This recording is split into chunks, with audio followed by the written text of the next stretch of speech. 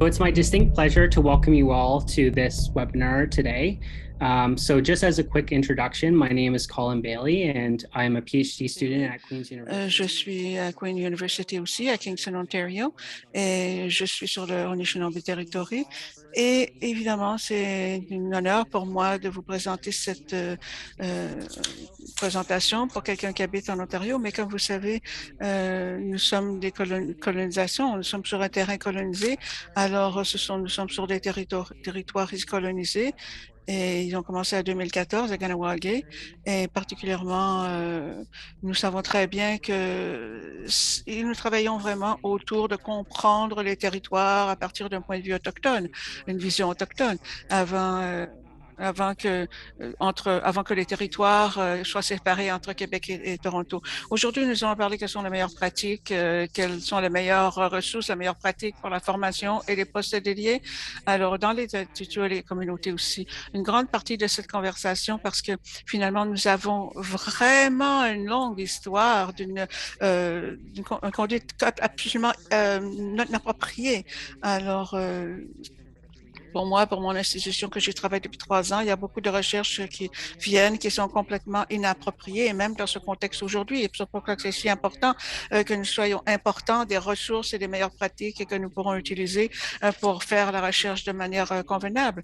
On va parler de ceci un peu de manière allongée aujourd'hui. Alors que nous y arrivions, je vais vous présenter une courte une présentation d'ouverture, et on verra de quoi nous parlerons aujourd'hui.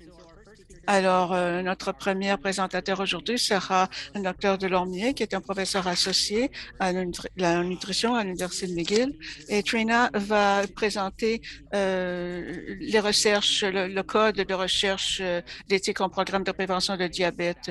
Alors, comment ça se passe dans les communautés et dans les instituts qui font aussi des recherches de façon à ce que ça se passe de façon éthique. Alors, à partir de là, je vais vous présenter une revue, une présentation, une liste de ce qui se présente, que nous présenterons, et c'est au sujet d'élargir le rôle des communautés qui font partie de ce processus. Après ça, nous aurons Edith Bélanger. Edith est une candidate aussi à l'UQAT. Et nous avons le plaisir de la recevoir avec nous parce que finalement, nous allons pouvoir vérifier les pratiques et d'éthique à travers l'Ontario, aussi le Québec. Et ce qui est important, il y a deux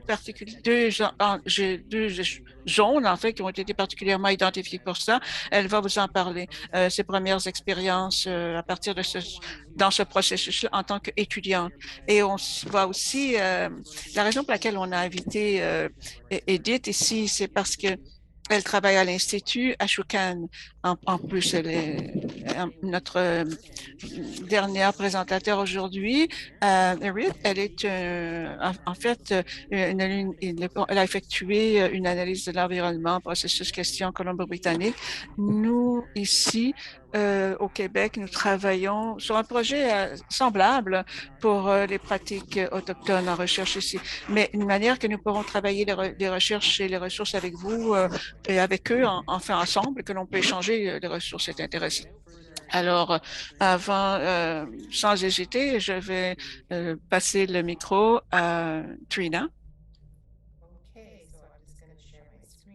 Oui, alors je vais donc partager mon écran avec vous.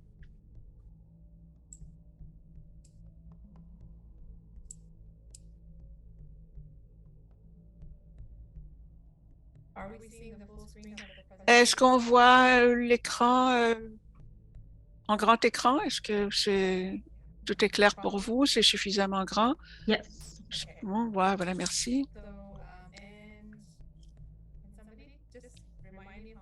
Est-ce que quelqu'un peut me rappeler le temps qu'il me reste ou le temps qu'il m'est alloué pour faire ma présentation? 15 minutes. Je vais vous aviser. Merci beaucoup. Alors, merci beaucoup. Mon nom est Trina Derbré et je suis vraiment impliquée à Kawanagé pour le programme de prévention du diabète des écoles Kawanagé en 1994.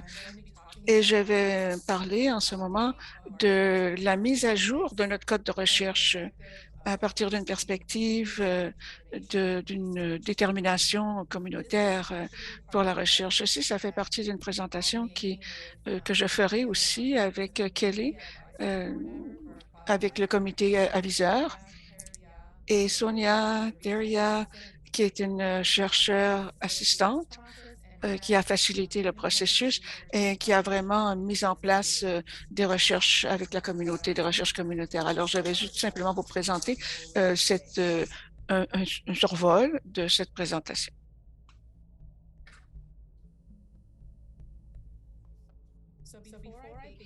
Donc, que je commence, je voulais tout simplement offrir mes remerciements, ma gratitude pour tous ceux qui ont préparé ce processus et qui font partie de ce processus qui prend déjà 2 ans et qui implique beaucoup de discussions. Je ne vais pas parler trop pour qu'on en discutera un petit peu plus tard. On va mettre le focus sur le sujet soi et le programme lui-même. Les révisions ont été coordonnées aussi par des personnes que vous voyez à l'écran. Alors, on a plusieurs chercheurs académiques, des chercheurs qui sont communautaires et qui ont reçu des formations et qui font partie de ce processus. Comme j'ai déjà mentionné, on a plusieurs collègues. On voit la liste ici, dans un 94, et Sonia aussi. Et moi, je travaille avec elle pour m'assurer que le momentum est maintenu dans ce processus et qui aura complété de manière correcte. Ça a pris beaucoup de travail à faire ceci. On l'a fait vraiment de manière ardue. Et il n'y avait pas, voilà un peu de temps qu'il nous restait pour faire la mise à jour. Alors, je vais commencer ici par une introduction. L'introduction de le programme de prévention du diabétique pour les écoles Kawanagé qui a commencé en 1994 et qui se poursuit jusqu'à ce jour. Originellement, ça a commencé avec se concentrer sur la prévention primaire du diabète du type 2 à Kawanagé. La communauté Kaniake Haka de Kanawake, je fais des efforts pour bien le prononcer, qui est à Montréal.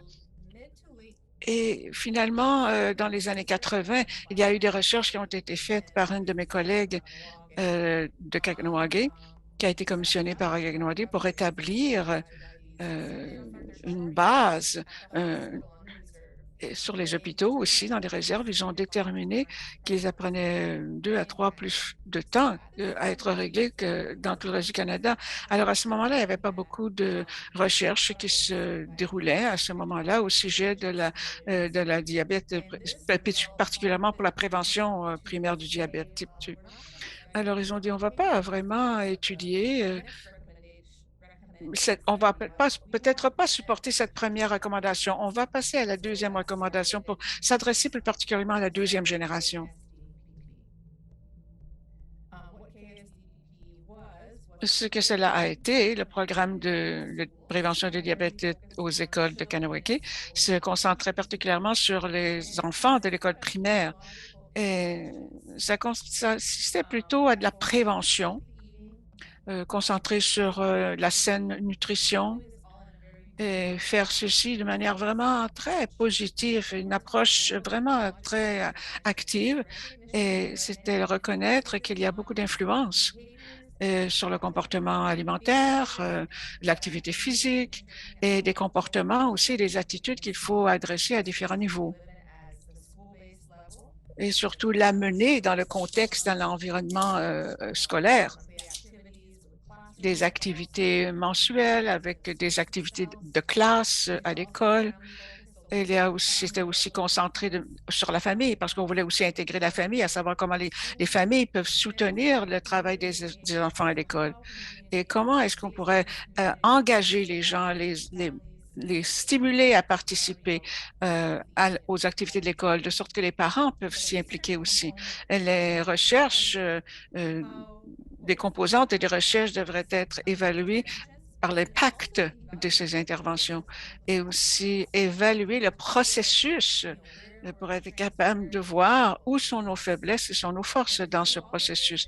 Et à travers tout ceci, ça a été conçu et organisé par des recherches et des partenariats entre la communauté de Kahuranagi et le Centre académique de recherche.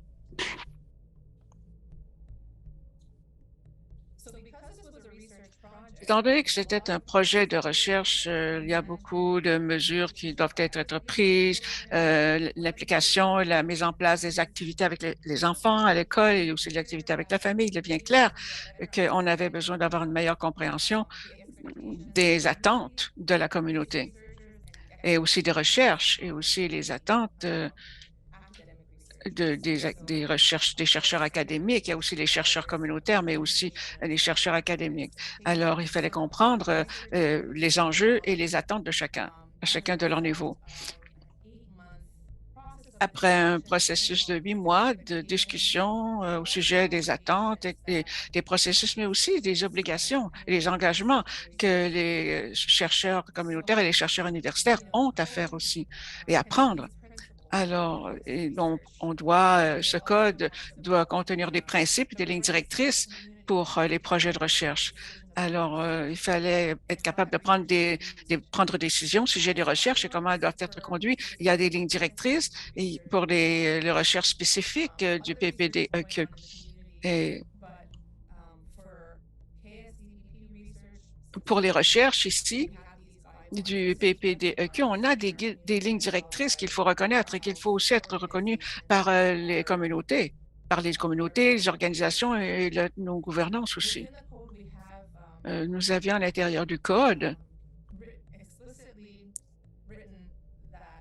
il était explicitement écrit qu'il fallait respecter l'autodétermination des communautés et la souveraineté de leurs données. Il y a aussi une co-création du processus de recherche et de nos partenaires. On reconnaît que les recherches doivent vraiment bénéficier aux communautés et doivent aussi respecter leur rôle distinct des chercheurs communautaires et des chercheurs universitaires. Je vais vous donner un exemple de comment certaines de ces discussions se sont déroulées. J'ai participé en 94-95. Les chercheurs à cette époque, et particulièrement autour des enjeux. Est-ce que les communautés devraient avoir le droit aux publications qui ont été faites au sujet des recherches? Ou est-ce que, par contre, on n'était pas encore en accord avec le résultat et les interprétations des données? On a finalement eu le résultat de tout ceci. On a développé un projet et établi les préliminaires à ce sujet. Dans le cas où les communautés pouvaient décider que les publications ne pouvaient pas avoir lieu parce qu'il y avait des différences d'interprétation et de vue au sujet des recherches qui ont été trouvées. Mais alors, à ce moment-là, ils ne se sentaient pas vraiment confortables et assez outillés pour faire eux-mêmes leurs recherches. Alors, les chercheurs académiques aussi ont participé. Quand vous recevez évidemment de l'argent, une bourse ou des financements d'un groupe quelconque, quelquefois, ce n'est pas nécessairement pour le bien-être de la communauté, mais c'est pour servir les organismes eux-mêmes. À ce moment-là, je travaillais sur mes propres recherches. Alors, j'étais formée en diététique. Et pour moi, c'était vraiment un coup d'éveil.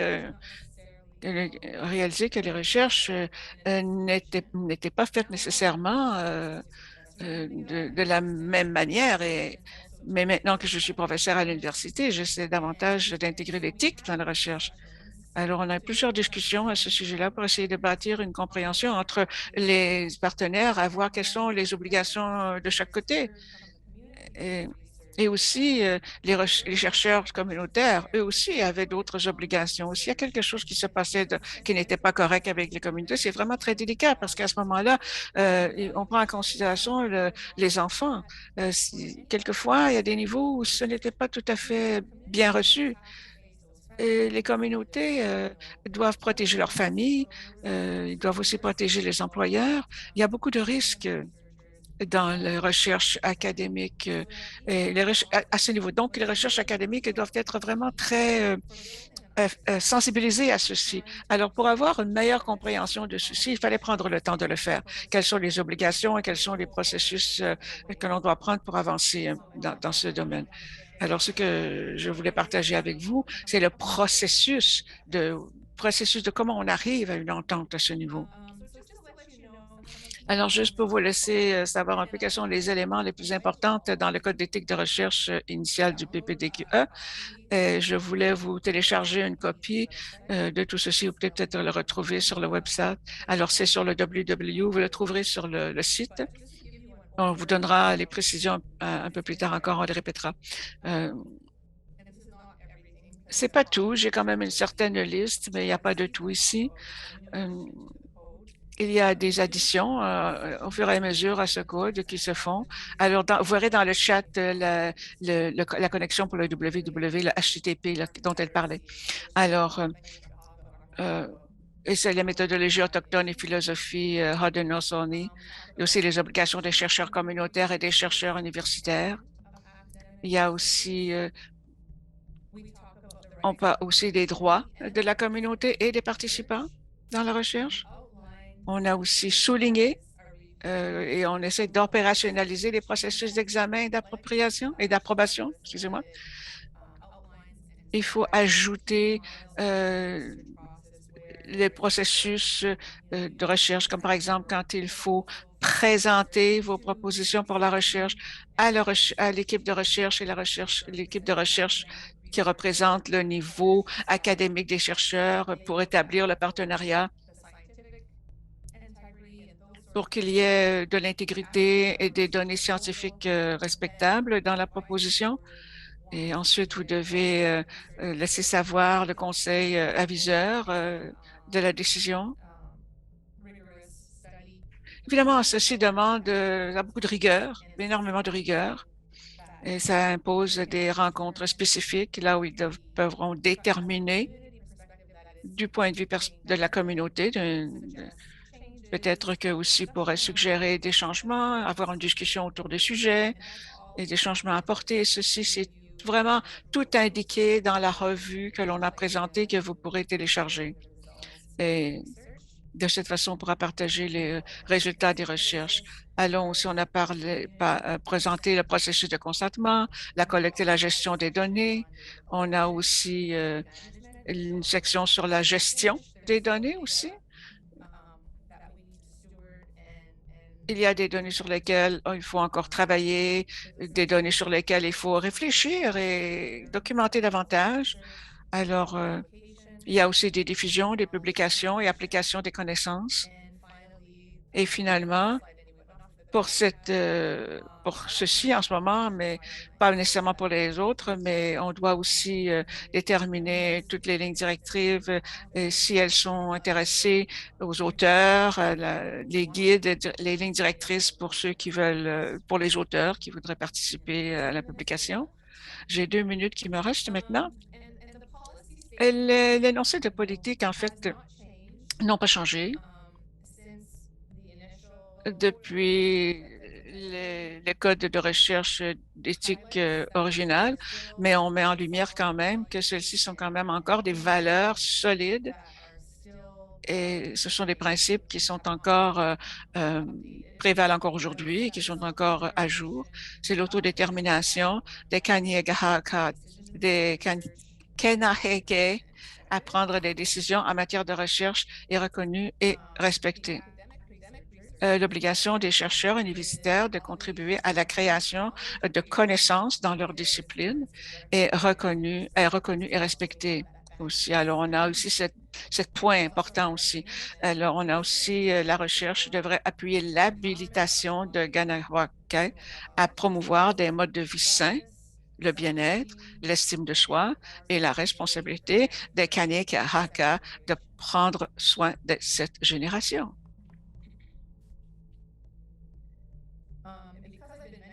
Et il y a différentes lignes de temps de révision. Je voudrais partager comment, dans le temps, ceci s'est installé. Alors, initialement, quand ça a commencé, au moment où ça a été écrit pour la première fois, je voudrais partager et ça a été, les recherches ont été initialement faites en 1994-95. Après ces recherches initiales, euh, je n'ai pas mentionné ça un petit peu plus tôt, mais ça devait être révisé, mais parce qu'il y avait un tel momentum pour ce projet. Les premières révisions menées par la communauté ont été faites en 2005-2007.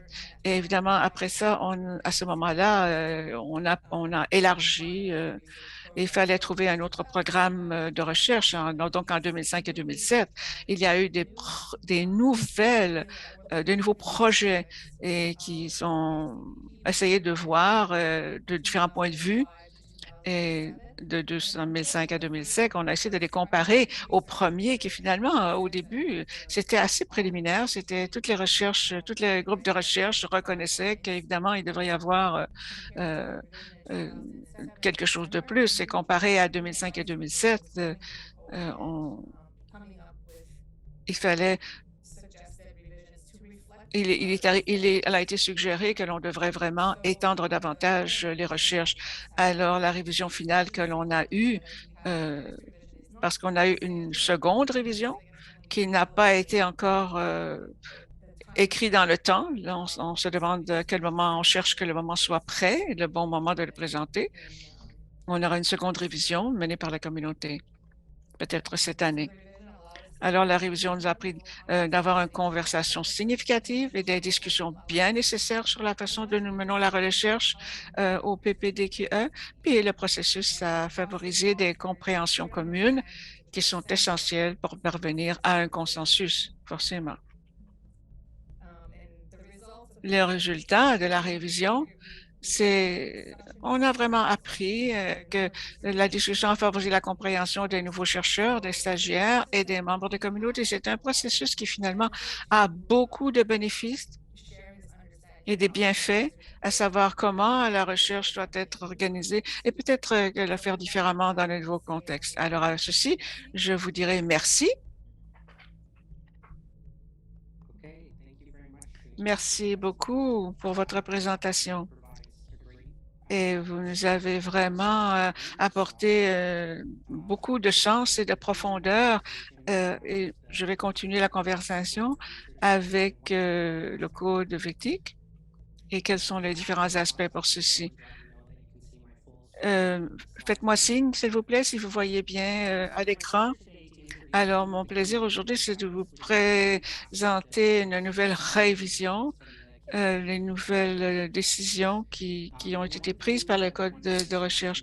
Ce que je voudrais mentionner ici à ce point, c'est bien que mon nom est sur cette présentation-là, Colin Bailey, et que c'est moi qui vous parle pour ce webinaire aujourd'hui. Je voudrais vous rassurer que ce n'est pas un processus d'une seule personne. Il y a beaucoup de personnes qui qui ont fait partie de cette équipe-là.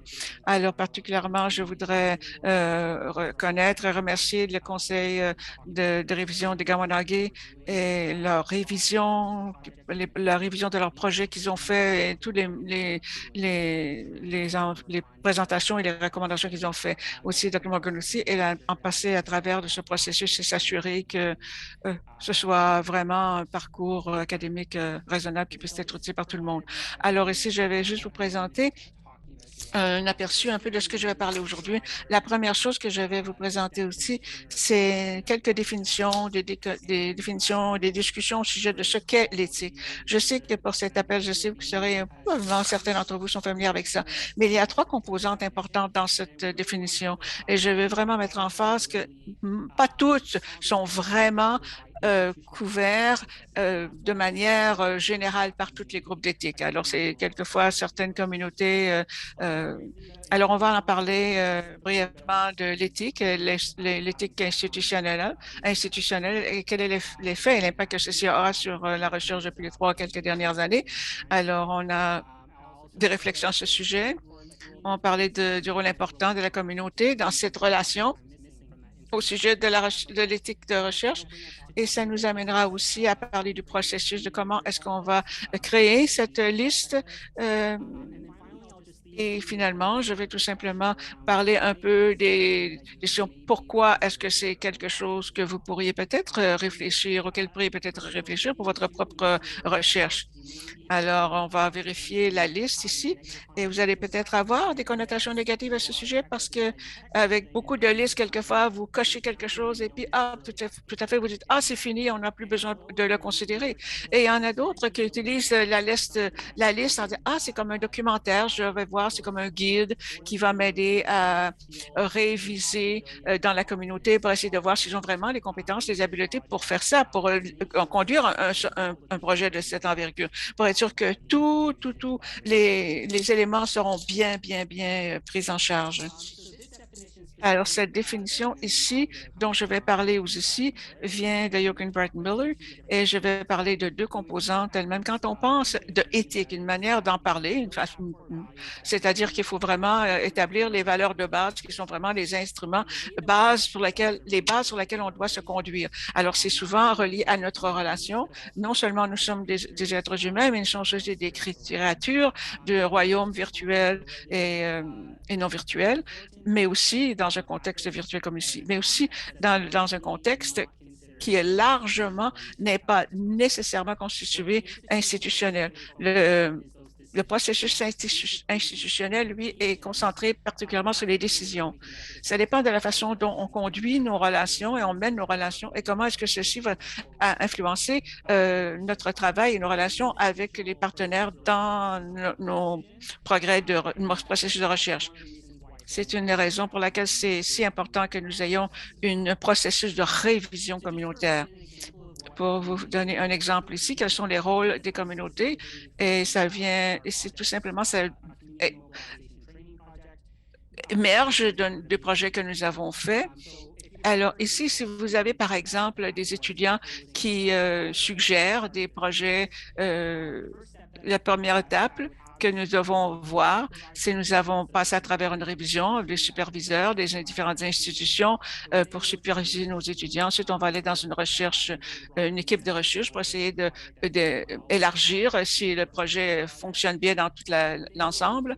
Et on va ensuite dans les révisions communautaires pour savoir si les communautés auront le droit de s'exprimer. Est-ce que ça sera bien pour eux? Est-ce que ça correspond à leur perspectives, exigences, besoins, en particulier ou plus largement. Les conversations mènent de gauche à droite, vont et viennent. Et finalement, le dernier aspect, c'est le cercle de révision du projet, le cercle de révision du projet. Alors, c'est eux qui vont superviser le projet durant toute sa période.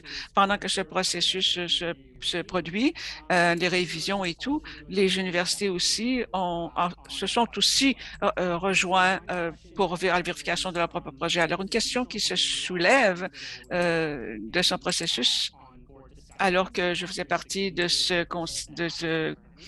panel de discussion ou de cercle de discussion. Pourquoi réviser ce qui a déjà été révisé? Une bonne raison pour ceci, c'est qu'il y a de grandes limitations quand il s'agit de comprendre comment les institutions et les projets de révision sont faits à partir de différentes institutions. L'un, c'est que c'est condé par un comité qui établisse des règles externes et qu'il faut respecter au sujet de la recherche, à savoir est-ce que votre projet est conforme, s'ajuste avec le code en général. Ceci nous donne certaines perspectives du côté de la conduite éthique des institutions et le questionner peut-être, parce que ça ne couvre pas nécessairement tous les éléments. La raison pour ceci, c'est que l'éthique institutionnelle est menée par deux éthiques, l'aspect psychologique et l'aspect utilitaire. Alors, on ne va pas passer à travers tous ces détails, à savoir quels sont ces éléments. Quand on parle de devoir et d'éthique, on ne discute pas nécessairement toujours est-ce que leurs actions sont bonnes ou mauvaises, mais il s'agit tout simplement de savoir si les gens se comportent conformément aux règles de base. Et il faut s'assurer que la recherche est neutre. Et alors, travailler dans un contexte autochtone, vous savez très bien que d'un point de vue perspective, il y a des Autochtones, quelquefois, il y a des incompréhensions, il y a des différences. Autre chose aussi, et c'est le langage qui vient directement du processus d'éthique. Vous pouvez voir la force du langage ici. C'est que le Queen University propose des recherches impliquant les participants humains et détermine aussi, il s'agit de déterminer si leur processus humain est éthique ou non éthique. Alors, c'est concentré sur les recherches. Évidemment, quand les recherches sont concentrées et impliquent des humains, alors évidemment, il faut avoir une priorité sur établir une éthique du point de vue des humains aussi. Et une autre chose que j'ai mentionnée aussi, c'est le, au sujet de l'éthique institutionnelle, c'est très large, mais il faut évidemment que le résultat est qu'il y ait le meilleur bénéfice pour le plus grand nombre de personnes. Et évidemment, il y a beaucoup de recherches qui sont faites dans les communautés, les chercheurs utilisent quels sont ces messages. Et ils échangent les uns les autres continuellement. Quels sont ces messages? Mais on ne sait pas nécessairement quels sont les bienfaits ou les mauvaises conséquences qui seront associées à ça. Mais il y a beaucoup de manières de discuter, de savoir comment ceci va s'élaborer et se développer. Mais c'est très limité dans sa nature. Parce que l'idée que vous recevez une acceptation éthique de votre façon de procéder, alors là, il faut avoir cette confirmation avant que votre projet puisse fonctionner. Il y a évidemment à reconnaître cette interdépendance qu'il y a entre les chercheurs communautaires, les recherches universitaires, les chercheurs universitaires et tous les autres partenaires que nous avons dans cette équipe et tous les gens avec qui nous travaillons. Alors, ceci fait aussi partie de ce processus. Et c'est vraiment ce qui guide et ce qui mène les discussions initiales qui disent pourquoi est-ce que les relations éthiques sont importantes. L'autre chose que je vous ai un petit peu parlé un peu plus tôt, quand il s'agit de recherches qui impliquent des humains, je vais vous donner un petit exemple ici. Par exemple, si vous travaillez sur un projet qui implique simplement le programme et l'amélioration du programme et les spécifiques du programme, alors là, à ce moment-là, vous prenez un activiste, par exemple, contre le racisme. Est-ce qu'à ce moment-là, les révisions du respect de l'éthique présente doivent-elles être vérifiées? C'est pour ça que les révisions des processus sont importantes parce qu'ils doivent être vérifiés au niveau de l'éthique. Et dans l'absence de révision, peut-être que la plupart, c'est pour cette raison que la plupart doivent avoir une révision. Alors, comment est-ce qu'on crée tout ceci? C'est d'abord contacter tous les gens qui sont impliqués dans la communauté, dans le comité de révision de Ganawake. En termes de l'historique et l'histoire, comment est-ce qu'on peut établir ces personnes et essayer de comprendre quel est ce processus, quel genre d'outils on a besoin, quel genre de ressources on a besoin et qu'est-ce qui aurait pu aider au tout début quand ils ont commencé ce processus de révision. Mettons maintenant, si on fait partie d'un conseil de révision, de quoi aurait-on besoin? Et quels sont les effets, évaluer quels sont les effets sur la communauté aussi. Alors ça, ceci est un peu les premiers éléments de la liste. Et essayer de réviser quels sont les éléments aussi du point de vue, quelles sont les discussions qui ont été prises du point de vue de la communauté. On a pris cette liste et on l'a postée sur le webinaire il y a peut-être 1 an et demi déjà, où est-ce qu'on a des conseillers qui nous ont guidés. On a eu l'opportunité de vraiment prendre un vrai projet et pour l'étude. Le but de cet exercice était de savoir si c'était pratique et que ça pouvait vraiment servir pour la révision et pour l'équipe. Quand on parle quand on parle des comités de révision dans les comités, on répète encore et encore et encore. Souvent, les gens disent pourquoi est-ce que les chercheurs font cette recherche? C'est une grande question et quelque chose qui, du point de vue institutionnel, n'est pas nécessairement la chose la considération la plus importante. Mais ici, sur notre carte, ici, on a cartographié ici les éléments qui sont importants. Qui est significatif? Est-ce qu'ils ont des intentions spécifiques? Est-ce que ça amène des bénéfices clairs?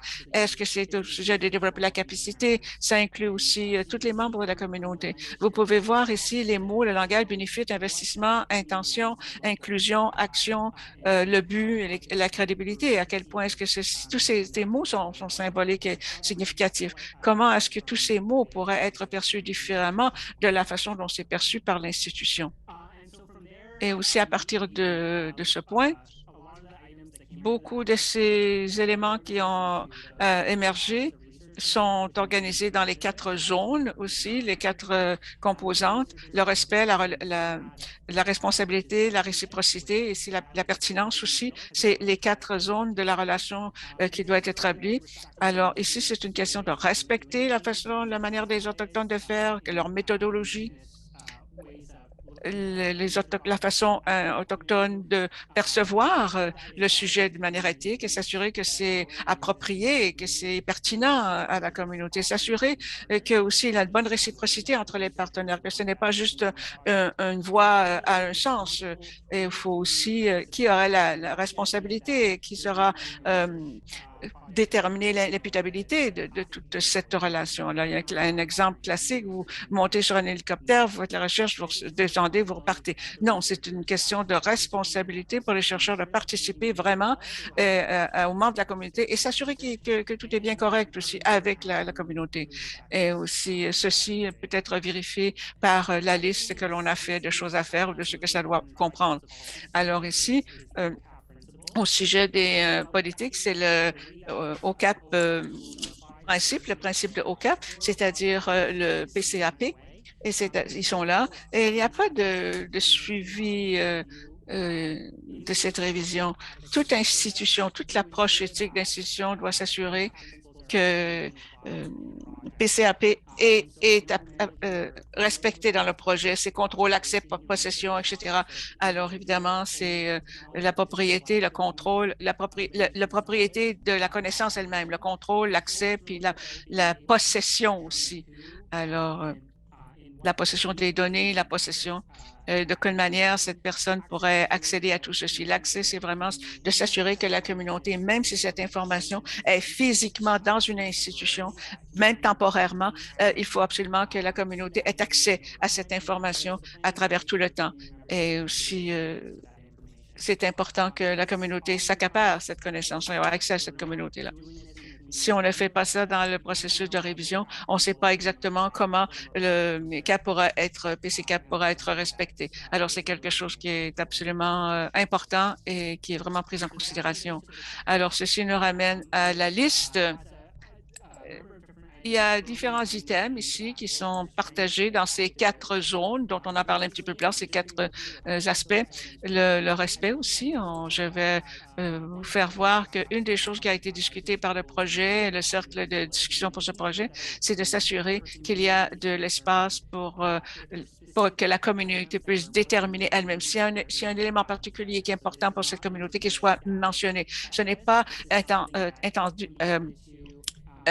attentionné ou ce n'est pas déterminé à ce soit fixe et imbougeable. Il y a toujours de l'espace si les communautés veulent changer un élément ou ajouter un élément qui leur semble impertinent.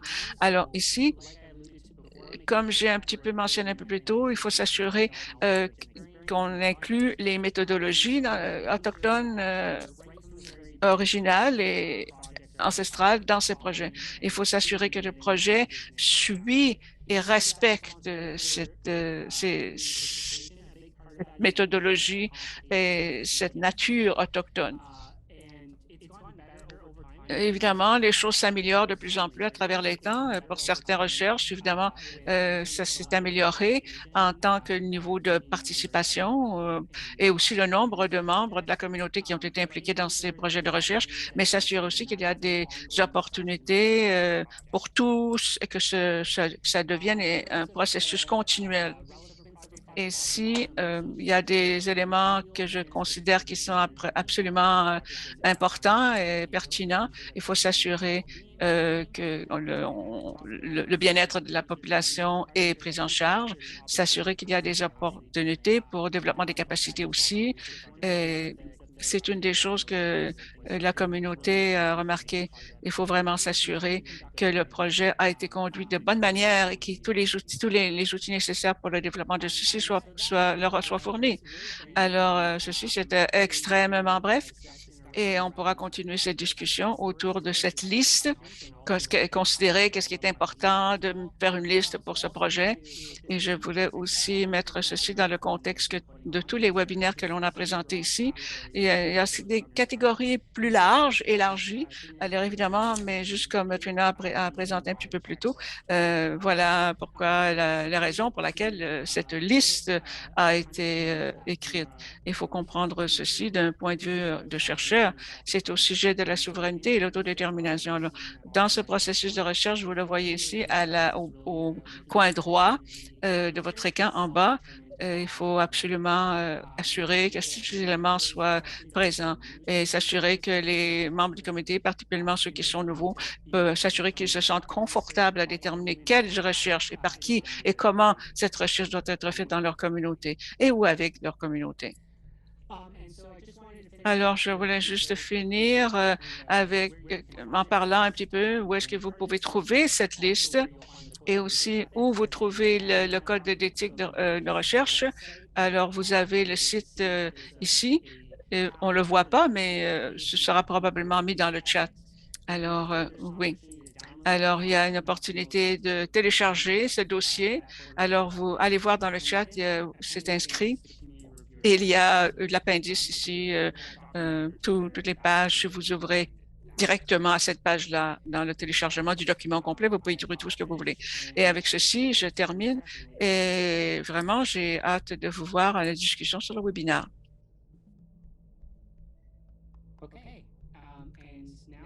Merci. Merci. Je vais retourner la parole à Edith Bélanger pour parler de sa recherche. Oui, oui. Je vais partager mon écran.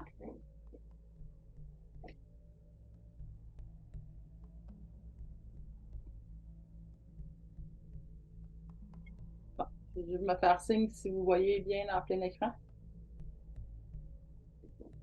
Correct? OK. Alors, aujourd'hui, c'est ça, j'aimerais vous parler de considérations éthiques des questions et des préoccupations que j'ai rencontrées dans mon projet de recherche. Mais je vais aussi ajouter deux autres points à la fin. Je vais vous parler des initiatives qui ont été mises en place par l'Université du Québec en Abitibi-Témiscamingue, notamment à l'École d'études autochtones. En ce qui concerne l'éthique, mais aussi autre chose. Puis, je vais vous parler du réseau de recherche autochtone qu'on est en train de constituer à l'Institut Ashougan, qui est l'endroit où je travaille.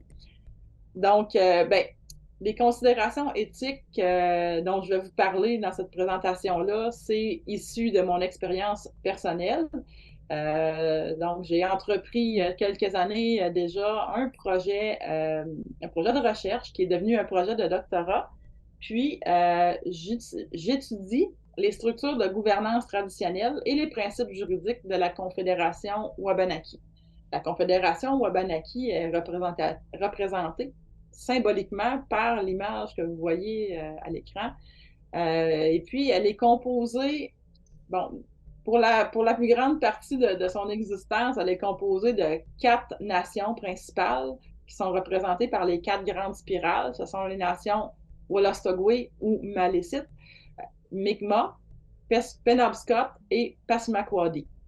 Donc, c'est les 4 nations principales de la Confédération, qui est une structure politique. Et puis, pour être capable de faire ressortir la structure de gouvernance et puis les principes juridiques qui y sont rattachés, il faut que je me développe une méthodologie qui me permet de lire entre les lignes parce que les récits historiques ont eu très peu accès aux sources nécessaires pour être capable de bien comprendre ces structures autochtones-là. Donc, mon approche méthodologique vise à reconstituer ce qui serait un point de vue Wolastoqey. Évidemment, moi, je suis la nation Wolastoqey, mais ce n'est pas suffisant pour être capable de faire une relecture critique. Donc, ce que j'ai fait, c'est que j'ai fait appel à la langue Wolastoqey pour revisiter certains termes de gouvernance qui sont présents dans la littérature du 17e siècle. J'utilise aussi la tradition orale et j'utilise aussi les protocoles de cérémonie qui ont survécu jusqu'à l'époque actuelle pour me permettre, avec ce point de vue-là, de lire entre les lignes. Et puis, vous vous en doutez peut-être, en travaillant avec des protocoles de cérémonie, la tradition orale, c'est pas quelque chose, c'est pas des sources documentaires qui sont communes dans le monde académique. Donc, j'ai eu plein de questions à me poser. Et puis, la nature très personnelle de cette recherche-là, étant donné que je suis une femme Wolastoqey qui étudie sur la nation Wolastoqey, fait en sorte que je dois me poser plein de questions sur ma relation avec le sujet de la recherche. Pour faire cette approche méthodologique-là, pour développer mon cadre de référence, je me suis intéressée à l'historique de la recherche en contexte autochtone. Et puis, je n'ai pas été la seule à le faire. D'ailleurs, cette ligne du temps-là vient des travaux de Karen Martin de 2003, qui est citée dans le livre de Sean Wilson que je vais vous présenter tout à l'heure. Sean Wilson qui a écrit Research is Ceremony en 2008.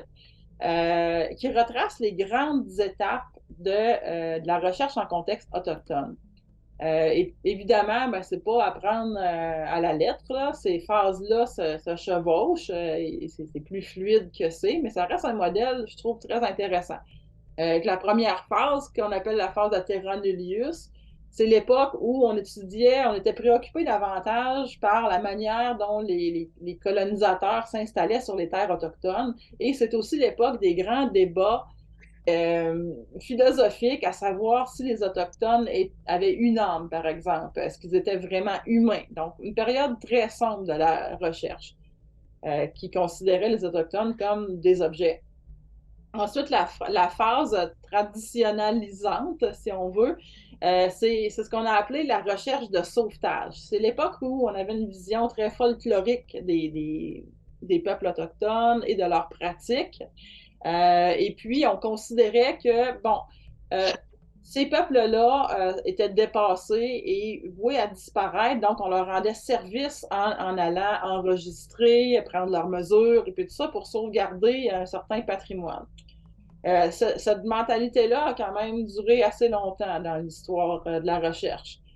Ensuite, la vision assimilationniste, ça correspond à l'époque au Canada, tout le moins, où ce que les gouvernements utilisaient les termes le problème indien. C'est-à-dire que les peuples autochtones, avec leur modèle de gouvernance, leurs pratiques, leur culture, nuisaient au projet du projet canadien de développement de la colonie et du pays. Donc, il fallait les assimiler, qu'ils deviennent des bons Canadiens. Donc, à cette époque-là, il y a toutes sortes de politiques publiques qui se sont développées basées sur des travaux de recherche qui ont été menés par des experts allochtones qui étudiaient quelle est la manière la plus efficace d'assimiler les peuples autochtones. Donc, ensuite est arrivé, après les deux guerres mondiales, au niveau mondial, des réflexions sur les droits humains. Et puis, ça n'a pas fait exception à la règle en contexte autochtone. Les peuples autochtones sont devenus le groupe le plus étudié, mais toujours d'un point de vue externe, en très, très grande partie par des chercheurs allochtones. C'est plutôt suite à certaines commissions d'enquête qu'on voit apparaître la phase de recherche récente en contexte autochtone, parce que les commissions d'enquête ont relevé à travers différents mémoires et travaux de recherche qu'il y avait des problèmes structurels et systémiques auxquels étaient confrontés les peuples autochtones. Et là, c'est déployé une espèce de mouvement de recherche d'urgence qui visait à réparer le plus rapidement possible les torts causés par la colonisation. Donc, c'est là qu'on voit apparaître les premières perspectives autochtones sur le domaine de la recherche. Donc, tout ça vient du livre dont je vous ai parlé tout à l'heure, Research and Ceremony, qui date de 2008. Donc, évidemment, beaucoup d'eau a coulé sous les ponts depuis 2008. Beaucoup de recherches aussi a continué à émerger. Donc, on peut se demander aujourd'hui où est-ce qu'on en est par rapport à ces grands questionnements-là. Il y a plusieurs, ben, ça c'est mon expérience, encore une fois, là, mon point de vue, c'est ce que je perçois comme étant des réflexions assez, pas à la mode, mais dans l'air du temps. Notamment, je sens qu'il y a beaucoup d'attention qui est portée sur les défis que représente le fait d'être une personne autochtone qui fait de la recherche sur des sujets autochtones. Qui sont proches de ses préoccupations ou de sa réalité. Ça amène plusieurs questionnements. Parce que, rappelons-le, on a souvent en sciences fonctionné avec le principe de la neutralité du chercheur par rapport à son objet de recherche. Et là, c'est tout simplement impossible dans plusieurs projets de recherche faits par des Autochtones sur des sujets autochtones, d'avoir cette neutralité-là. Et c'est peut-être pas une mauvaise chose. On se questionne beaucoup aussi sur les approches collaboratives. Comment est-ce qu'on fait de la recherche en co-création, en vraie collaboration? Est-ce qu'on est capable d'aller au-delà d'une comparaison puis d'une intégration des savoirs traditionnels au domaine académique? Est-ce qu'on est capable de sortir d'une espèce de dualisme qui crée deux réalités par rapport à la connaissance? Ça se fait beaucoup par la recherche en action, entre autres. Aussi, on se questionne beaucoup sur les changements de paradigme qui sont nécessaires pour réconcilier la recherche autochtone avec la science et le monde académique. On a parlé de la neutralité du chercheur, mais aussi on se questionne à savoir qu'est-ce que c'est qu'une loi, comment les lois naturelles, comment les traditions juridiques autochtones répondent à ce critère-là et sont considérés comme une loi et comment on peut travailler avec ces sources-là. C'est quoi la vérité? C'est quoi une preuve? De quelle manière on jongle avec ces concepts-là lorsqu'il est question de la tradition orale, par exemple, qui est une source de savoir très ancienne, très fiable, mais qui est changeante. Donc, ça, c'est vraiment des discussions très intéressantes qu'on a un petit peu partout dans le domaine académique autour des études autochtones. Puis, ben, on se pose ces questions-là dans un contexte canadien euh, qui montre clairement un fossé important entre la recherche autochtone dans le milieu anglophone et francophone. Je voyais une conférence récemment qui dénotait environ 10 chercheurs autochtones au Québec, donc francophones. Et ça ne veut pas dire que dans ces 10 chercheurs autochtones-là, ils travaillent sur des sujets autochtones. C'est pas une obligation. Donc, il y a vraiment une grande disparité entre le monde anglophone et francophone dans le domaine de la recherche autochtone. La question, elle a l'air drôle. Hein? Est-ce que j'ai besoin d'un certificat éthique pour parler à mon père? C'est une question qui vient du livre de Sean Wilson. Et c'est aussi une question que moi, j'ai eu à être confrontée parce que j'ai été adoptée traditionnellement par le grand chef traditionnel de la nation Wolastoqey.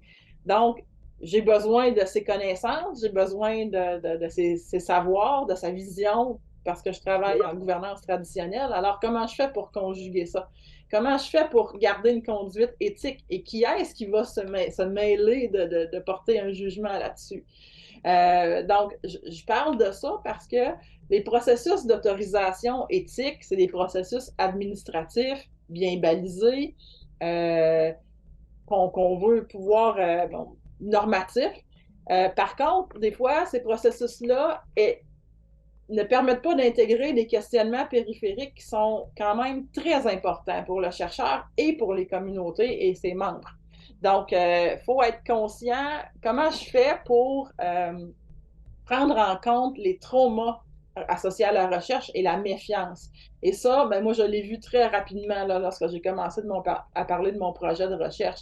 J'ai vraiment fait face avec pratiquement un refus en bloc d'un autre projet qui va nous dire qui on est puis comment on doit se comporter.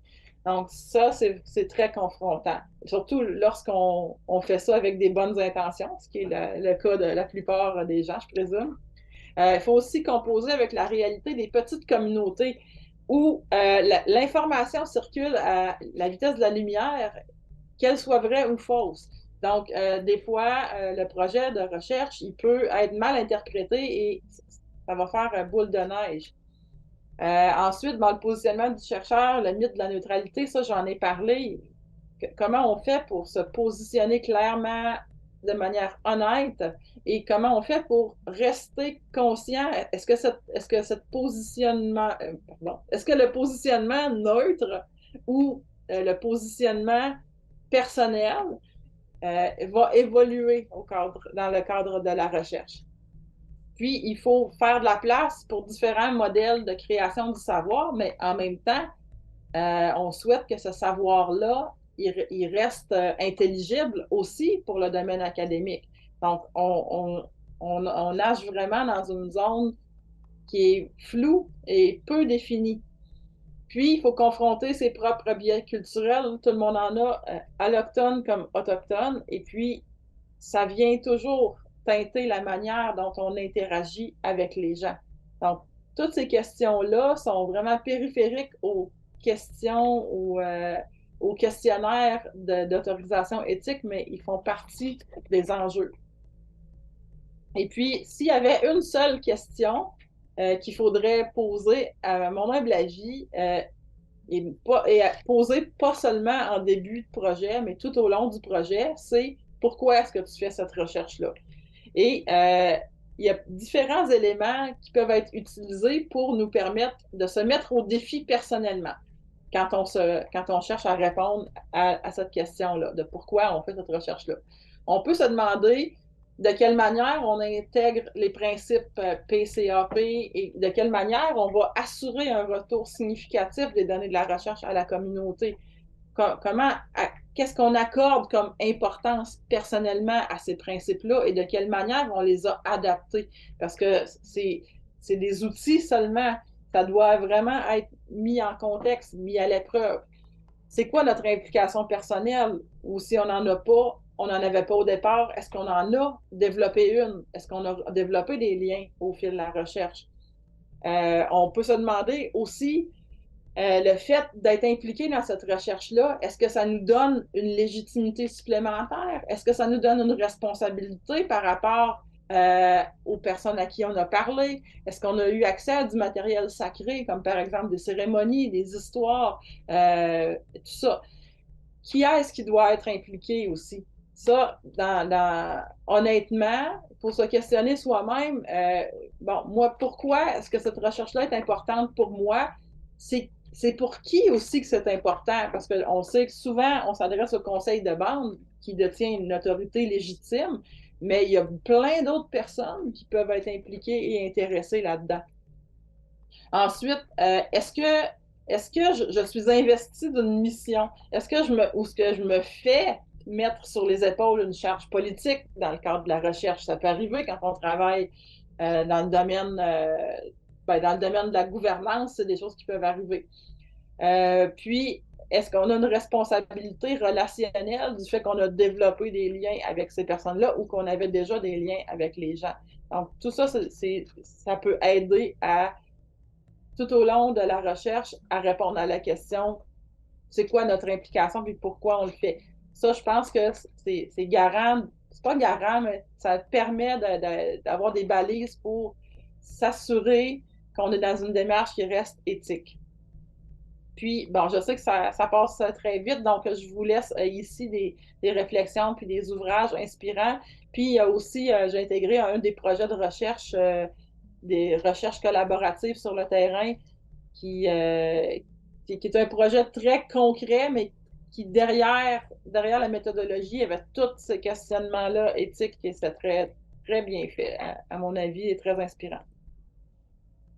Donc, moi, j'ai la chance de faire le doctorat à l'École d'études autochtones de l'UQAT, donc je me sens tout à fait à l'aise de discuter de ça avec les gens autour de moi, tant les étudiants que les enseignants que le personnel, parce que l'École d'études autochtones de l'UQAT a vraiment développé une approche unique et inspirante, notamment par la mise en place d'infrastructures comme le pavillon des premiers peuples, l'hébergement pour les familles autochtones et plein d'autres ressources qui aident les familles autochtones, les étudiants à s'installer, à se sentir à l'aise et à persévérer dans les études universitaires. Au niveau des autorisations éthiques, l'UQAT a mis en place un comité avec des sièges désignés réservés à des personnes autochtones. Et ces sièges réservés-là, ben, chaque siège a un substitut, mais si ni la personne désignée ou le substitut, qui sont aussi autochtones, ne peuvent siéger, mais le comité ne peut pas rendre de décision, le comité ne siège pas. Donc, c'est vraiment une exigence du comité éthique que tous les projets de recherche soient analysés par des personnes qui sont capables d'avoir vraiment une vision et un ancrage dans les communautés autochtones. Il y a de l'implication au sens large de l'université au sein des communautés. Puis, l'université elle-même essaie de recréer ça aussi, l'esprit communautaire dans plusieurs espaces de sécurité culturelle, tant au niveau des espaces physiques que des pratiques, des politiques et puis des approches, que ce soit des approches d'enseignement ou d'encadrement des étudiants. Donc, je vous laisse deux liens si vous voulez en savoir plus. Puis, ce qui est intéressant aussi, c'est de consulter tout le processus que l'UQAT a fait dernièrement pour développer son propre énoncé de reconnaissance territoriale et un plan d'action concret qui accompagne cette démarche-là. Donc, je vous invite à consulter ça si ça vous intéresse. Si vous allez consulter le site Internet de l'UQAT, vous allez voir tous les programmes en contexte autochtone qui sont offerts. Donc, il y a vraiment une grande diversité. Puis, dans chacun de ces programmes-là, mais évidemment, les langues autochtones sont mises en valeur. On sent vraiment l'effort d'autochtonisation de l'université. Puis, c'est aussi basé sur le principe que ce sont des apprentissages collectifs. Oui, l'université fait place au savoir autochtone, permet aux Autochtones aussi d'avoir accès à l'enseignement, à l'éducation supérieure.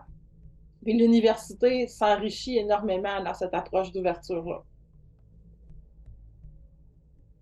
Puis ça prend évidemment un réel engagement. Je pense que par les différents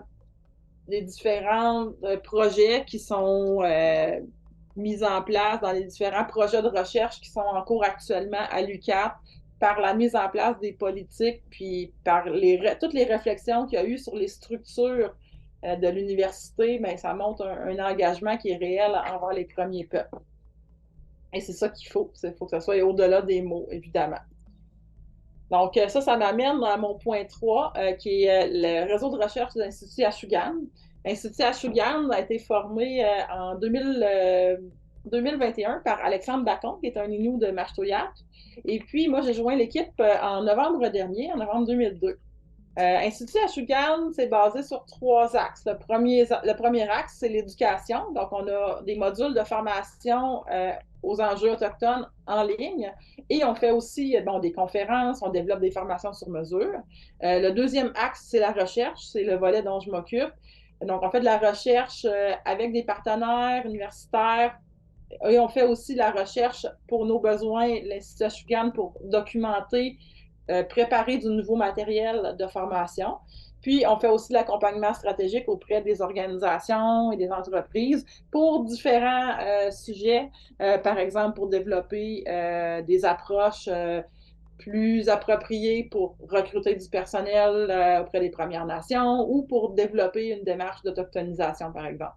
Donc, moi, le volet recherche, quand j'ai commencé à m'intéresser à ça, on a fait plusieurs constats au sein de l'équipe.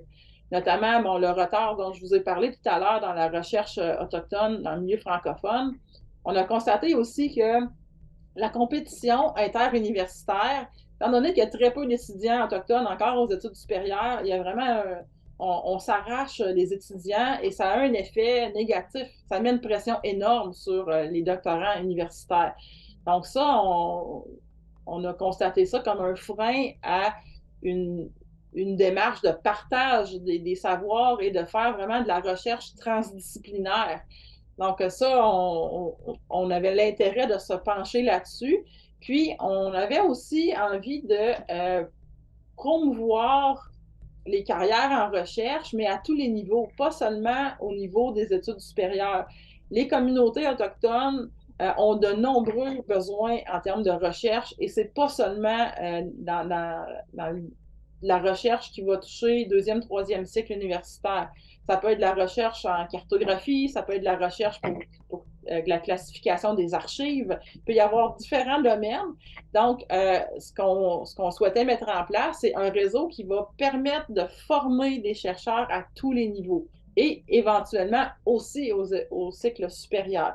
Pour faire ça, bien, on axe nos efforts sur le développement de partenariats avec des centres de recherche, des universités, pour être capable de fournir des expériences de recherche, des premières expériences de recherche en contexte autochtone, sécurisantes, sécuritaires et plaisantes. Donc, on a, entre autres, des projets de stage qui sont co-dirigés par une faculté universitaire et Institut Ashougan. Donc, les stagiaires sont initiés aux enjeux de la recherche en contexte autochtone. Ils ont une formation sur les enjeux de l'éthique, de la recherche et tout ça. Puis, on s'assure aussi que la communication avec les partenaires autochtones soit fluide et elle soit pleinement efficace. Donc, on a ces projets-là. On a aussi des projets, on est en train de réfléchir à un projet de post-doctorat en partenariat avec un centre de recherche et Institut Ashoukan. Donc, on a différents modèles. Puis, ce qui est important, c'est que on veut que la recherche soit davantage collaborative, transdisciplinaire et que ça se reflète à tous les niveaux. Les besoins de recherche des communautés, que la recherche soit adaptée aux besoins des communautés également. Puis que dans quelques années, on pourra atténuer le fossé énorme qui existe entre le monde de la recherche autochtone francophone et dans le milieu anglophone. Donc, si vous voulez en savoir plus sur nos projets de recherche, puis si vous avez de l'intérêt aussi à discuter d'un projet de recherche avec nous, ça me fera un grand plaisir d'en parler. Donc, je vous propose de rester en contact. N'hésitez pas à nous contacter à Institut Ashougan. Je vous laisse mon adresse. Puis, merci beaucoup pour votre écoute. Oliwan. Okay, thank you so much, Edith, for your presentation. Merci pour la présentation. On va aller vers Tara pour sa présentation. Alors, oui, bonjour.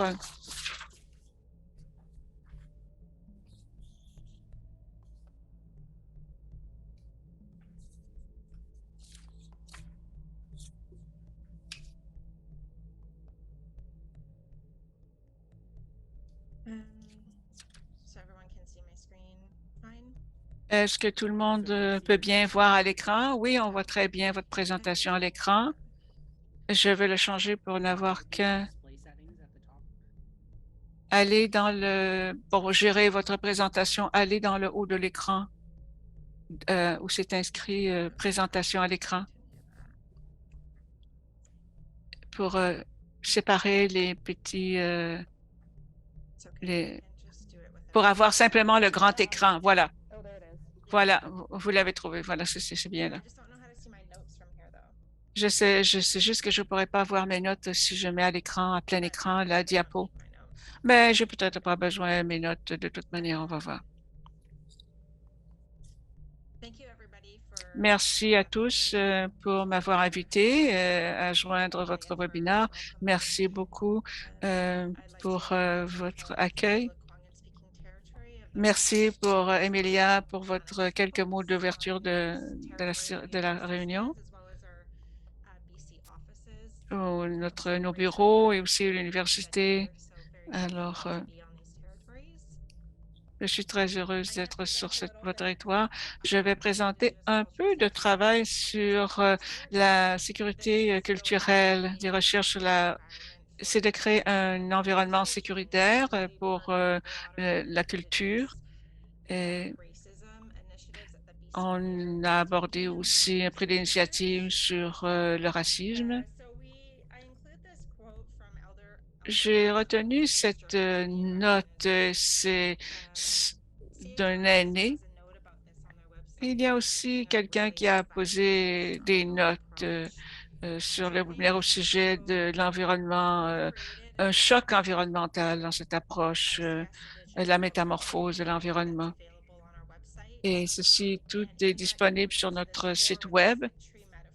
Et c'est plutôt en trois métaphores, c'est-à-dire de comprendre, oui, on a l'éthique et on a des méthodes et des codes d'éthique au sujet de l'environnement, sur l'écologie et tous les systèmes qui sont supportés par des recherches au niveau de l'environnement, parce que l'environnement contrôle un peu la situation.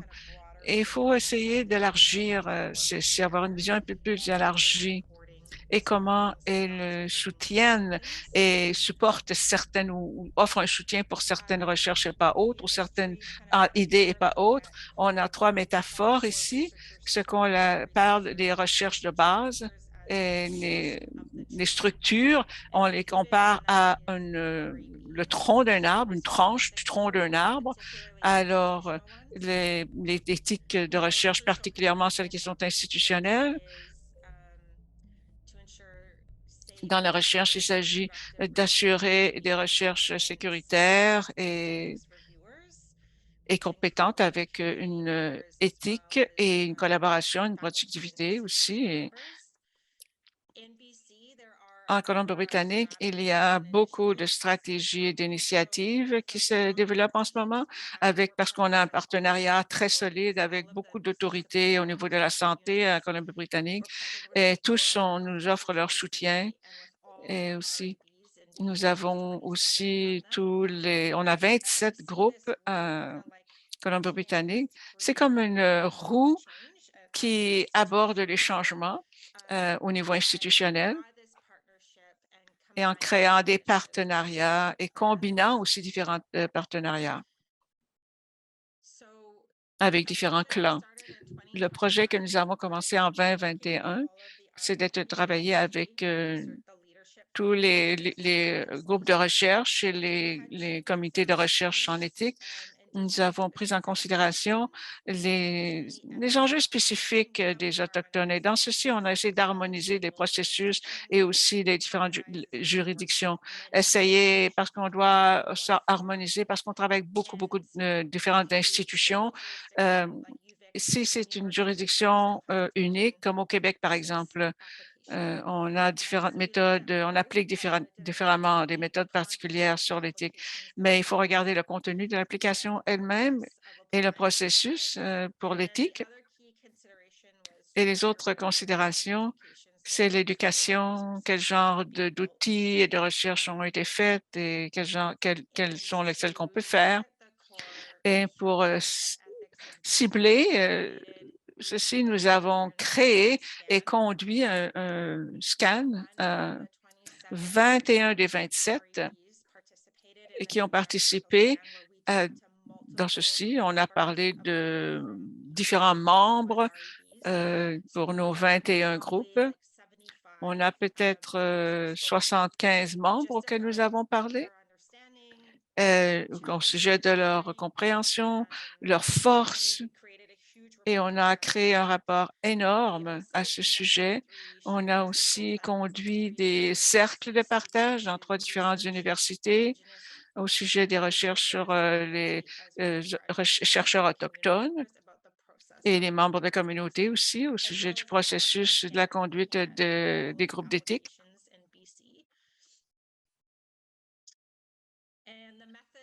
La méthode, je peux pas, j'en ai déjà un petit peu parlé. On a quelques groupes qui ont participé et ce qui en est sorti. de la discussion. C'est particulièrement les membres avaient des pouvoirs très restreints. Certains d'entre eux étaient assez honnêtes et transparents au sujet des barrières et ils étaient très conscients des limites qui sont appliquées, auxquelles font face les chercheurs. Et encore, ils travaillent avec des institutions où il y a beaucoup de retours d'opinion et là où ils voulaient faire des changements significatifs, ils faisaient face à beaucoup de membres, soit des universités, soit d'autres. Et finalement, ils n'ont pas beaucoup de, de pouvoir pour faire les changements. Les membres RB eux-mêmes sont volontaires et pour offrir du temps. Les bénévoles sont là pour offrir du temps, mais ils ne peuvent pas forcer les membres à prendre cette formation, bien que beaucoup d'entre eux l'encouragent quand même fortement pour prendre vraiment faire des formations par rapport à PCCAP à travers les centres gouvernementaux. Cela peut l'aider à bâtir des capacités et les capacités en ressources aussi. Les RB sont vraiment manque de personnel. Quand ils ont accès pour être capables de réseauter avec d'autres membres et qui peuvent partager des opinions et qui peuvent aussi préparer des présentations, ça peut vraiment augmenter leur capacité de mettre en place ou bien des activités ou bien naviguer quand il y a un petit peu trop de stress, ça leur donne un peu de support.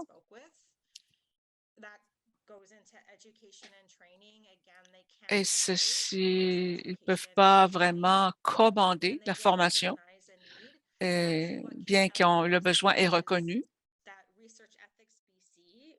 Les recherches en éthique en Colombie-Britannique, ça ne peut pas être à forcer parce que bien des groupes précédents n'en avaient pas. Il y a aussi certains enjeux éthiques pour les institutions qui finalement ne sont pas des chercheurs autochtones. Encore, beaucoup de ça reviennent au fait qu'il faudrait établir des paradigmes un peu plus larges. Il faudrait vraiment élargir les processus, mais surtout dans les processus au niveau de l'éthique. Il y a beaucoup de pratiques qui en ont émergé, beaucoup de leadership.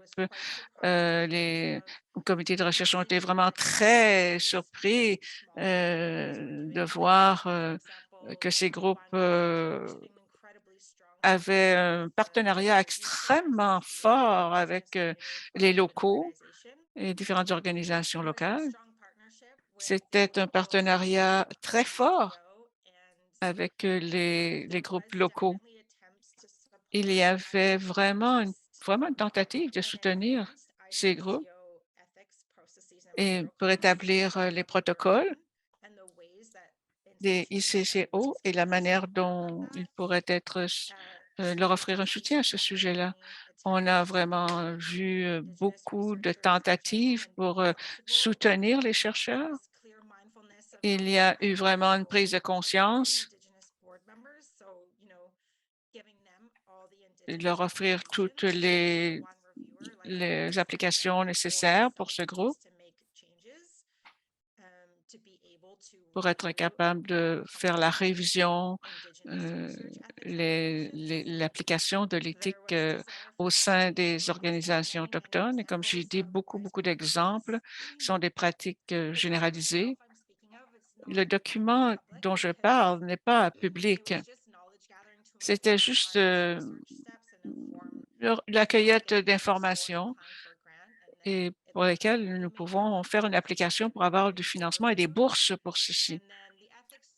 L'éthique, le cercle d'éthique est encore là, qui font partie des chercheurs et ils sont passés à travers tout le processus de vérification et Et les résultats positifs, c'est que il y a une augmentation et vraiment, ils abordent cette complexité avec beaucoup de sagesse et pour essayer d'organiser le leadership autochtone. Et vous savez, essayer de prendre le contrôle de la recherche humaine dans le processus d'éthique, c'est-à-dire essayer de trouver des moyens pour soutenir les équipes de recherche en éthique. Et ils essaient de se concentrer sur une façon plus abordable, une approche plus simplifiée, une concentration beaucoup plus appropriée aussi, et, et pour des raisons très simples, toute l'historique de, de déception et de fautes et beaucoup de gens nous ont parlé et ils nous ont demandé: «Est-ce que vous aimeriez travailler, par exemple, ou parler de recherche?» Mais c'est encore très hésitant, parce que l'approche est difficile, le contact est compliqué. Alors, c'est quelque chose que nous essayons vraiment de voir comment est-ce que vous pouvez bâtir une sécurité culturelle ici. Il y a des choses qui doivent arriver, des choses doivent changer pour qu'on puisse faire la recherche et pour qu'on fasse de la meilleure recherche aussi. Il y a beaucoup de défis ici auxquels on doit faire face, la responsabilité, l'imputabilité, comment est-ce que ceci doit s'organiser, qui va protéger cette institution. Évidemment, qui reconnaissent que ces organisations doivent protéger ceux qui sont vulnérables dans la recherche, parce qu'il y a beaucoup d'exemples de fautes et je sais aussi qu'il faudrait que ce soit basé sur la communauté, que ce soit les chercheurs communautaires. Il faudrait aussi considérer nos aînés. Nous avons identifié 7 communautés ici, en Colombie-Britannique, et vous pouvez juste cliquer sur l'icône. Évidemment, on a fait une cartographie de tout ceci. Et vous pouvez juste cliquer sur l'icône et vous allez avoir une interactivité. Les gens doivent procéder aux 2 niveaux si elles veulent travailler au comité. Mais RB essaie vraiment de reconnaître et les autorités en cause, mais c'est tellement délicat, il y a tellement de problématiques qui sont associées et, et il y a des comportements vraiment difficiles au sujet de la sécurité culturelle. Il s'agit de protéger la connaissance autochtone. Et on a beaucoup d'applications qu'on a regardées. Il y en a beaucoup qui présentent des projets. Sur les 7, il y en a beaucoup qui se posent la question au sujet de comment protéger la connaissance autochtone, donc la protection de la communauté au sujet de la connaissance. C'est très différent. Le partenariat est très différent. C'est très différent. Le leadership est très différent. Alors, il faut augmenter la responsabilité, l'imputabilité. Il faut aussi augmenter l'approche, faciliter l'approche. Et aussi, il faut beaucoup plus de recherche et beaucoup plus de personnel, de resourcing, c'est-à-dire de connectivité avec ce qui se trouve dans l'environnement des proximités. Il faut augmenter la collaboration aussi entre tous ces différents groupes. Augmenter aussi la compétence, augmenter la collaboration aussi et aussi augmenter le ICCO. Alors, il faut aussi, dans les engagements, augmenter l'engagement à travers toutes les BC, il faut accentuer le ICCO. J'aurais aimé voir cette map que nous avons fait, cette cartographie qu'on a fait parce qu'on a presque 300 dans les différentes provinces. Et un dernier, toute cette information qui nous est venue au sujet à partir de ce scan environnemental qu'on a fait, on a appliqué pour des projets. Ça a été soumis. Les NPI, Christa Stelkia il y a aussi, il vient de l'université et ici, en Colombie-Britannique, nous avons vraiment une équipe diverse. On a 2 années. On a aussi des représentants de différentes autorités de Premières Nations. On a des associations, des centres d'amitié aussi en Colombie-Britannique. On a 4 universités, 5 universités et aussi le bureau des officiers ou des agents de sécurité santé. Ce qu'on a appris aussi au sujet de ces priorités et de ces écarts et toute cette connaissance cueillette de toute connaissance passe depuis les dernières 3 années, incluant créer un espace approprié, sécuritaire, explorer toutes les perspectives possibles et vérifier toutes les pratiques, les meilleures pratiques, l'éthique recherche aussi. On a aussi réalisé en octobre et ça commencera peut-être en janvier 2024. Alors, en tout, à travers tout ce travail, on essaie vraiment de créer un modèle de la recherche en la sécurité culturelle, essayer de développer la capacité de toutes la base de toutes ces structures pour élaborer les recherches et aussi adresser le racisme autochtone. Et voilà, au sujet de ma présentation. Merci beaucoup à tout le monde pour m'avoir invité et j'ai à peine 5 minutes avant de vous quitter. Si vous avez des questions, vous pouvez le faire maintenant. Merci beaucoup. Alors, je vais demander à mes autres collègues, est-ce qu'ils ont aussi, comment est-ce qu'ils vont présenter des questions? Est-ce que quelqu'un a des questions ou comment gérer ça si on n'a pas le temps? Ou comment ça se passe? Alors, pour ceux qui peuvent rester, on peut prendre un petit 5-10 minutes si vous voulez. Mais si vous avez besoin de quitter, vous pouvez le faire. Mais si vous avez besoin de rester, on comprendra si vous devez quitter. Mais si vous voulez rester, on a Colin. Tant qu'on aura Colin, est-ce que quelqu'un a des questions? Vous pouvez soit ouvrir votre micro ou poser des questions dans le chat.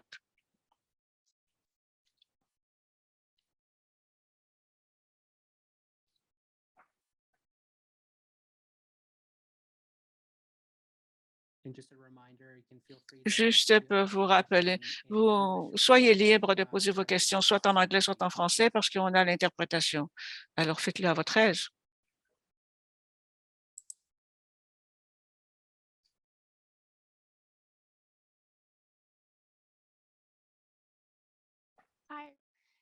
Bonjour, je peux essayer de poser une question et je vais essayer de parler en anglais aussi.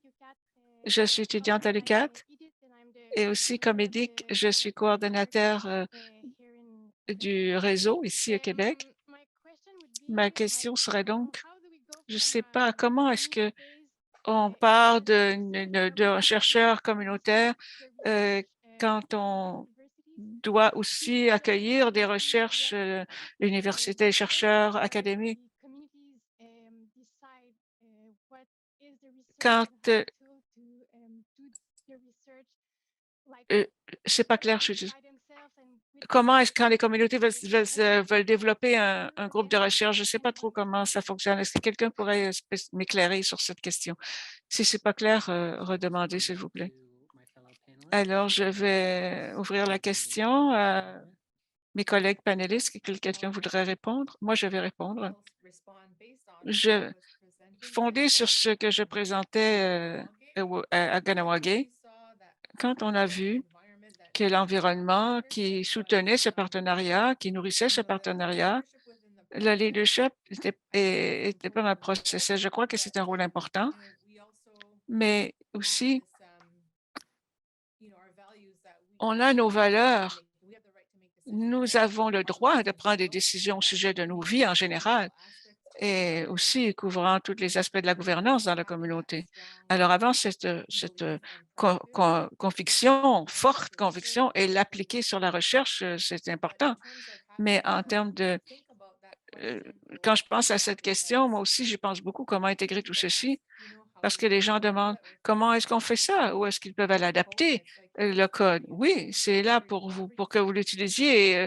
Peu importe la façon dont vous pouvez le trouver utile, mais ça prend des ressources, ça prend des gens qui sont dédiés, engagés à suivre cette façon de travailler, partager cette façon, avoir des gens qui sont capables de travailler en équipe comme ça et qui veulent partager. Et aussi, on peut développer les capacités à ce moment-là. Je crois que c'est une portion importante. Il y a un grand intérêt à faire prendre des décisions au sujet des recherches, mais ça demande des ressources ou bien se pose, quelles sont les ressources que je peux utiliser pour faire ça? Comment je fais ça?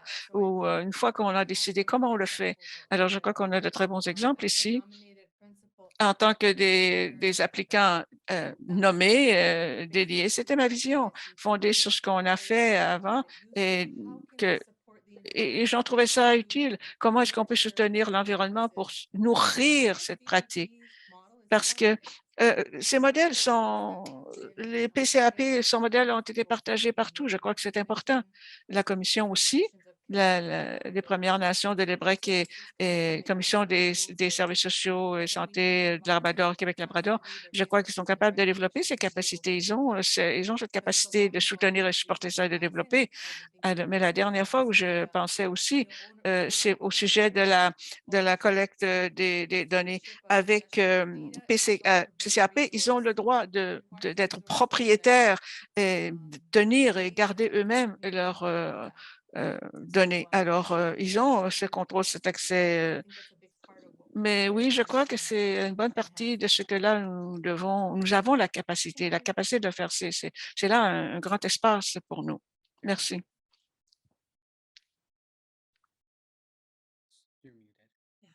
Vous êtes muté. Oui, merci. Oui, je pensais tout simplement, avec mon expérience en Colombie-Britannique, reconnaissant les différentes parties aussi. Et où sont les gens? Où en sont-ils? Parce qu'il y a beaucoup de traumatisme ici. Pardon, je travaille avec le Dr. Jeffrey. Je crois qu'ils ont 14 millions de dollars, mais ils ont cette capacité, ils ont des financements de recherche, mais, mais ils n'ont même pas accès à Adobe. Alors, c'est vraiment une question de rencontrer les gens, les ressources et voir quelles sont leurs ressources qu'ils ont besoin, où sont-elles et comment les développer, où sont les ressources et comment peut-on les développer. Il y a un grand écart parce que ils n'ont même pas donné les ressources suffisantes pour établir quelles sont les priorités pour commencer. Alors, c'est difficile de développer une relation significative et productive. On a des facilitateurs de recherche, des accompagnateurs, mais ils travaillent vraiment très, très étroitement avec la communauté et essayer de dépasser ces barrières. Mais pour certains d'entre eux, ça prend au moins 1 an avant de développer une relation de confiance. Alors, juste maintenant, ils sont à peine prêts à à demander et faire des financements pour ça. Alors, il faut reconnaître les capacités différentes, les différentes ressources et quels sont le niveau de capacité. Et peut-être que quelqu'un commence juste au niveau de découvrir quelles sont leurs priorités. Alors, il y a différents niveaux. Merci beaucoup. Farah, y a-t-il d'autres questions pour les présentateurs, les conférenciers?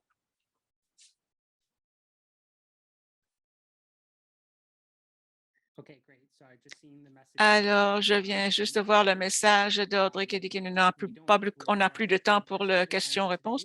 Alors, on n'a pas suffisamment de temps pour aujourd'hui, mais si vous avez des questions, vous pouvez toujours nous écrire, communiquer avec nous. On pourra définitivement répondre à ces questions, soit par courriel ou autre.